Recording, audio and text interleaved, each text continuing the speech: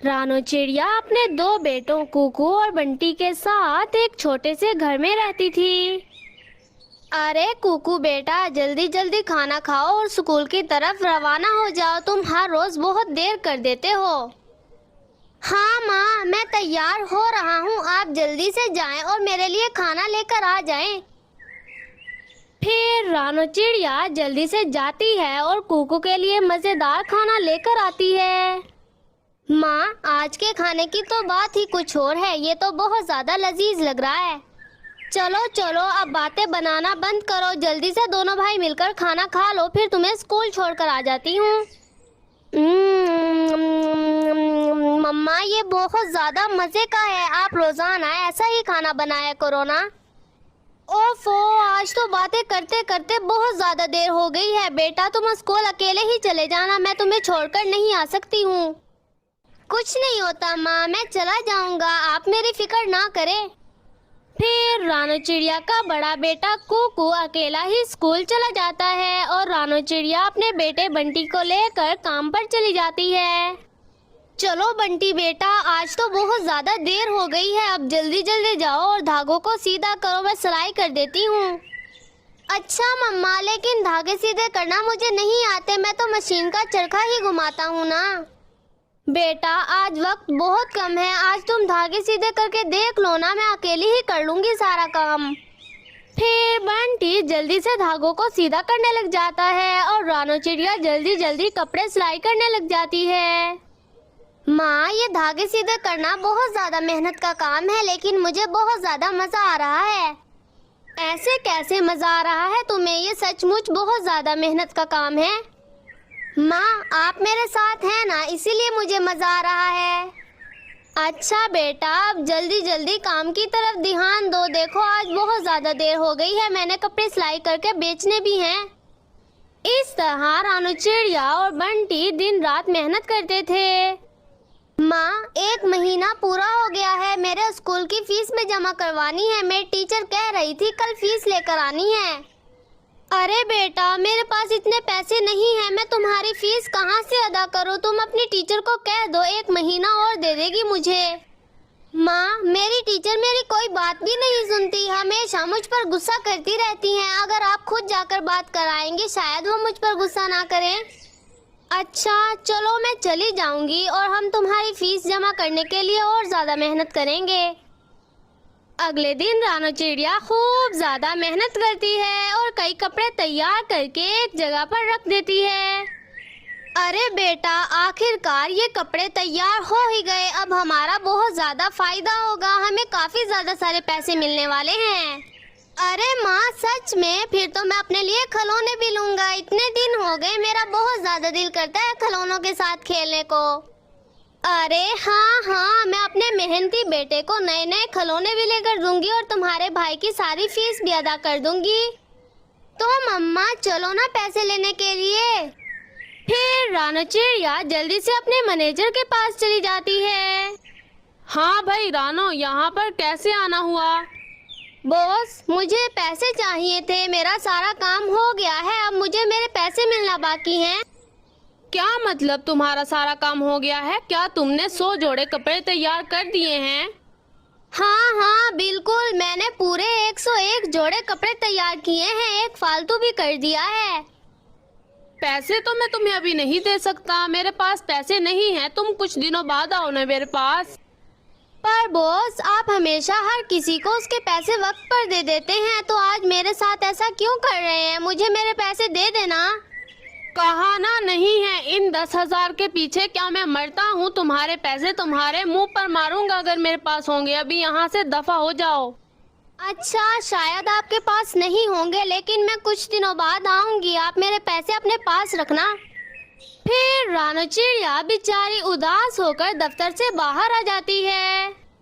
ये बॉस बिना कभी भी मुझे वक्त पर पैसे नहीं देते। मैं बाकी परिंदों की निस्बत बहुत ज्यादा मेहनत करती हूँ, बस मुझे पैसे इस वजह से नहीं मिलते कि मैं एक औरत हूँ।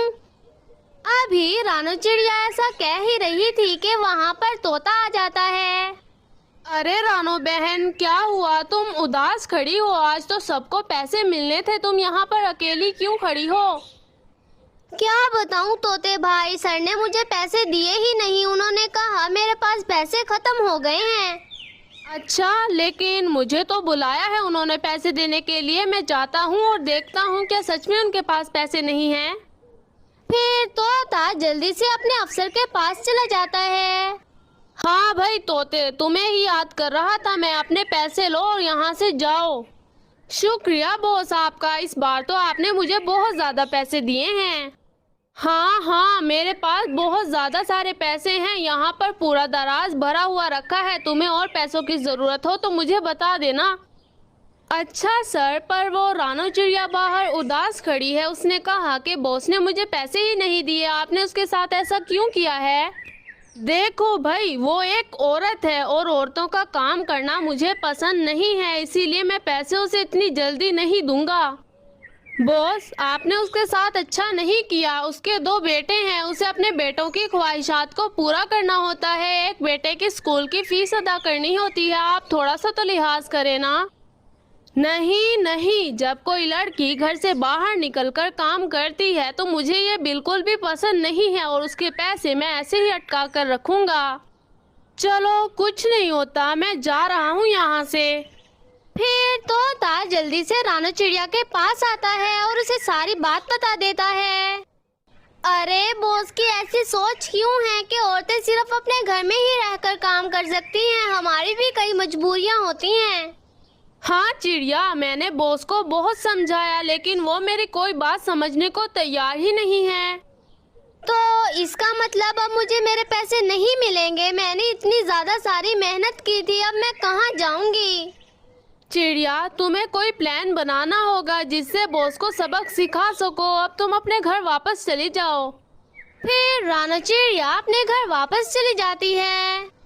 मम्मा, आज तो आप जल्दी घर वापस आ गई हैं। क्या आपको पैसे मिल गए हैं? अरे बेटा, कैसे पैसे? बॉस ने मुझे 1 रुपया भी नहीं दिया। पर माँ, हमने बहुत ज्यादा मेहनत की थी। बॉस ने अच्छा नहीं किया हमारे साथ। बेटा, अब हम कुछ नहीं कर सकते। तोते भाई ने कहा बॉस को सबक सिखाने के लिए कोई प्लान बना लो, लेकिन मैं उनके खिलाफ ऐसा क्या कर सकती हूँ? माँ, हम कुछ भी नहीं करेंगे। अल्लाह ताला हमारी मदद करेंगे। अब सब कुछ हम अल्लाह ताला पर छोड़ देते हैं। इस बात को काफी ज्यादा सारे दिन गुजर चुके थे। एक दिन बॉस अपनी गाड़ी में सफर कर रहे थे कि उनकी गाड़ी एक बड़े से दरख्त से टकरा जाती है। एक तरफ बॉस और दूसरी तरफ बॉस की गाड़ी पड़ी होती है। बॉस बुरी तरह जख्मी हो जाते हैं। अरे कोई मेरी मदद करो, मेरी जान बचा लो, मुझे बहुत ज्यादा चोट लगी है। कोई मुझे हॉस्पिटल ले जाओ ना। कोई भी परिंदा बॉस की मदद करने के लिए आगे नहीं आता। हालांकि सब परिंदे अपने अपने कैमरे लेकर वहां पर जमा हो जाते हैं। माँ, वहाँ पर सामने देखो, ऐसा लगता है किसी का बड़ा नुकसान हो गया है। क्या हमें चलकर देखना चाहिए? हाँ बेटा, रश तो बहुत ज्यादा है। तुम यहाँ पर रुको, मैं अभी देख कर आती हूँ। माँ, मैं पानी लेकर आता हूँ। आप इतनी देर में उनके पास जाएं और देखें उन्हें क्या हो गया है। फिर रानो चिड़िया जैसे ही आगे जाती है तो सामने उसका बॉस पड़ा बेहोश होता है। अरे ये तो बॉस हैं। बॉस उठिए, क्या हुआ आपको? अरे कोई इनकी मदद करो, कोई एम्बुलेंस को तो बुलवा दो ना। लेकिन कोई भी परिंदा उनकी कोई मदद नहीं करता। आखिरकार रानो चिड़िया खुद बॉस को उठाकर हॉस्पिटल ले जाती है। डॉक्टर साहब, क्या हुआ है मेरे बॉस को? ये कब तक ठीक हो जाएंगे? देखो सिस्टर, इनके सर पर बहुत बुरी तरह चोट लगी हुई है। आप कुछ पैसे जमा करवा दें, हम इनका इलाज शुरू कर देते हैं। कितने पैसे लगेंगे इनके इलाज पर? आप मुझे कुछ बताएं तो। 15,000। अगर आपने जमा ना करवाए तो हम इनका ऑपरेशन शुरू नहीं करेंगे। फिर रानो चिड़िया अपने घर जाती है और बगैर कुछ सोचे समझे अपने सोने के जेवरात उठाकर अपने बॉस के लिए ले आती है।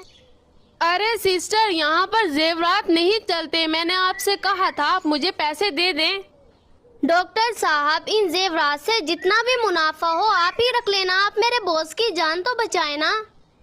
ठीक है, हम अभी ऑपरेशन शुरू करते हैं। आपको फिक्र करने की कोई जरूरत नहीं है। फिर डॉक्टर जल्दी से अंदर चला जाता है और कालू कौवे का ऑपरेशन शुरू कर देता है। थोड़ी ही देर में कालू कौवा बिल्कुल सेहतयाब हो जाता है। मैं यहाँ पर कैसे आ गया और मेरा सर इतना ज्यादा दर्द क्यों कर रहा है?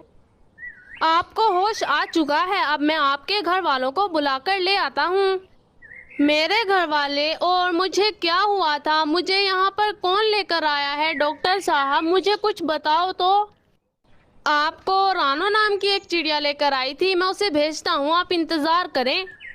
फिर डॉक्टर जब बाहर जाकर देखता है तो रानो चिड़िया वहाँ पर मौजूद नहीं होती। अरे ये चिड़िया कहाँ चली गई? इतनी देर से तो बेचैन हो रही थी, कब होश आएगा? अब होश आ गया है तो यहाँ से गायब हो गई है। क्या हुआ डॉक्टर? आप रानो को बुलाकर क्यों नहीं लेकर आए? आपने तो कहा था वो बाहर बैठी हुई है ना?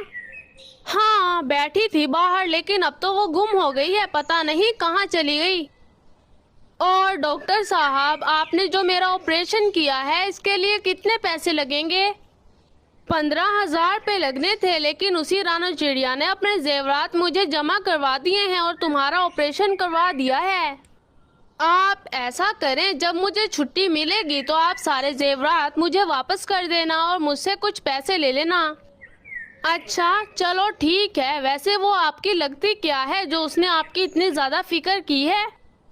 वो मेरी कंपनी में काम किया करती थी, बहुत ईमानदार है वो। फिर कुछ दिनों बाद जब कालू कौवे को छुट्टी मिल जाती है तो वो रानो चिड़िया के घर चला जाता है। अरे बॉस, आप यहाँ पर क्या कर रहे हैं? अगर कोई काम था तो मुझे ही बुला लेते ना।